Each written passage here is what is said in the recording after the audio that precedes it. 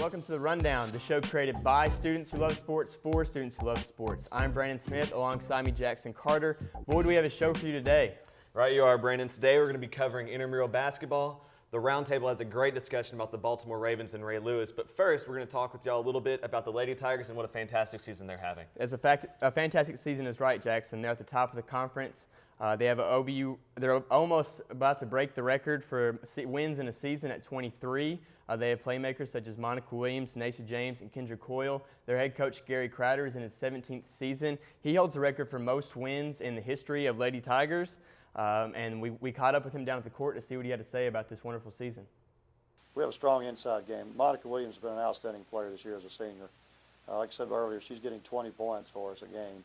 But we have some good players around us.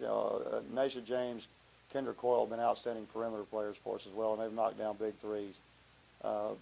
And also, just a key thing with this team is their work ethic and their chemistry. And they've played up to their ability because of that.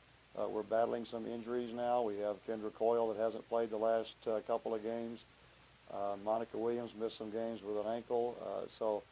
And then we've got some of the very best teams on the road. So it's a real challenge for us to stay where we're at. But we're just going to play one at a time, see what happens.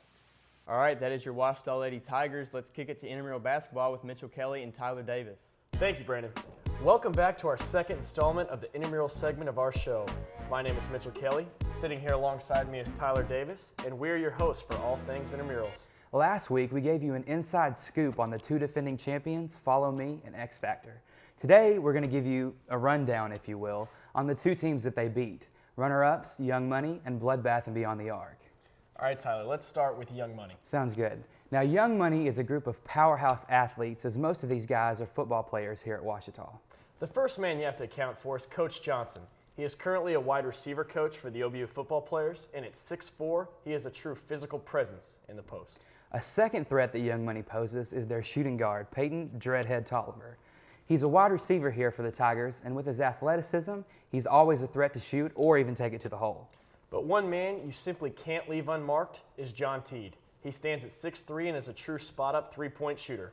Our staff caught up with Teed earlier this week, and here's what he had to say about Young Money this season. Last year, I played for Run and Gun, and we were a pretty good team. We had Corey Morrow, who used to play basketball for Washita, and so I'm used to playing competitive upper division intramural basketball. TA and I kind of talked right before the deadline for starting a team, or for putting all the teams together. And we just kind of decided to go ahead and put Young Money together instead of joining other teams. Well, I don't mean to bring this up in a negative way, but I'm the only white guy on the team. and that's a good thing, because athleticism is a strong point. And so with a guy like Travis Anderson, better known as TA, he's the main playmaker on the team, and he's the go-to guy when we need baskets. My freshman year, I got a fast break against a team in the middle division. I can't remember the names, and I took it down and dunked it, and I got caught on the rim and flew completely 180 to the ground and broke my arm. But I landed the dunk. But that's definitely my highlight. The next team we are going to highlight is Bloodbath and Beyond the Arc. Now, don't let the name fool you. This group has guys that not only have created a dynamic basketball team, but they've created an intramural sports program in which Bloodbath is represented in every intramural sport here at OBU. Every good team needs leadership, and Bloodbath has truly encompassed that fact, as their point guard, Trey Lynch, is the undisputed coach and leader of the team. With excellent ball handling skills and a depth of basketball knowledge, Lynch is the man that Bloodbath looks to for leadership.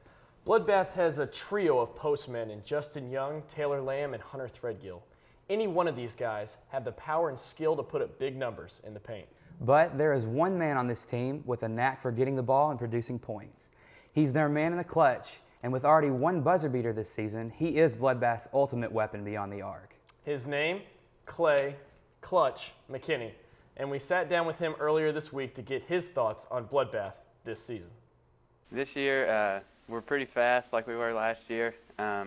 We lost Jacob Tinklenberg, which was kind of a bummer, but we picked up Chris Rycraw, who is ridiculously fast and strong. and we picked up Taylor Lamb to give us some more size.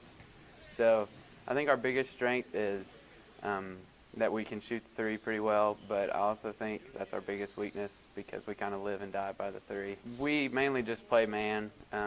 If we play a bigger team, we'll probably have to play zone just because we're kind of small, but we usually just run man because for the most part, we're fast. I'm probably the most unathletic one on the team. Trey Lynch is a freaking great coach and leader, and with him on our team, like, we're gonna be able to just keep pushing, and he'll tell us where we need to get better at, and he's the glue to our team for sure. Hopefully this year is not going to be the same way as last year. We did beat X Factor, which felt pretty good because last year left us with a bad taste in our mouth, but I'm looking forward to seeing how the rest of the season goes. And now we're going to kick it out to Jackson and the Roundtable crew. As they are covering the Super Bowl champions, the Baltimore Ravens, and key playmaker Ray Lewis. Welcome to the Roundtable. I'm Jackson Carter, and alongside me this week I have Katie Vaughn, Antoine Patterson, and Hunter Soper. And this week we're going to be talking about the Baltimore Ravens and their Super Bowl victory. Hunter, what do you think was really the key to the game for Baltimore to pull out the victory? I believe it was the turnover ratio. Their defense came out to play. They were able, to force some mistakes for the San Francisco's offense, and they were able to capitalize off those turnovers and turn them into points. Let's talk about the defense a little bit. How they play. You're talking about turnovers. How they really forced the hand for San Francisco and ended up getting a lot of those turnovers, which made the game go for the Ravens. I think the main part was their defensive game plan. They came out, they knew exactly what San Francisco was going to do. They had some coverages specified for that, and they put some really great pressure on the quarterback, making Kirkpatrick make a few, bad decisions in the long run, and that really helped Baltimore come out on top. All right, and obviously Lewis, this was his last ride, as you said earlier, last playoffs, last Super Bowl, and lucky enough to get out there with a victory. And that brings up the question: what is Lewis's legacy in the league going to be? Where does he stand, Katie, in the midst of all these players that have gone through? I think Ray Lewis is going to leave an amazing legacy. He has 13 Pro Bowls. He's won numerous awards. It's obvious he is the defense of the Ravens. But there's also the question of his other legacies that he'll leave in his personal life. One of the big things that stands out is that he had some trouble about 13 years ago with a murder trial, acquitted, but it's left a stain on his career. Do you think, Hunter, that's going to leave a lasting impact on his legacy? Well, me personally, you can't think of Ray Lewis without having that in the back of your mind. I mean, he was, on trial for murder. It was all dropped, and they still haven't found anybody 13 years later. I'm definitely not saying that he was part of it or anything like that, but I mean, that really makes you wonder. And then also, while he was at Miami, he, had a few other run-ins with the law, and whether or not he's got that out of himself, I really don't know. So, well, Anton, right here, that kind of runs with the law, but then it seems like he got his act together. So, do you think after that's happened, and he's opened philanthropies, he's opened charities, he's donates money to all, tons of families, tons of organizations around the nation, internationally. Do you think that Ray Lewis has changed, and do you think that the fact that he has made strides to become a better person should make an effect on what people have originally thought about him? Everything he's saying is because at the end of his career, everyone knows him as a motivational person. Like if you talk to anyone that's known him, they have nothing to say bad about him. Like you said, his charities, his organizations, he was saying since that. Like even if he, no one says he's done it. They're only allegations. Yes. So it's nothing to say that he has done it. But it was just like allegations. Exactly. Katie, what do you think about that? Well, I was impressed by the way he didn't slink out of the spotlight. He didn't take the easy route out and play the victim card.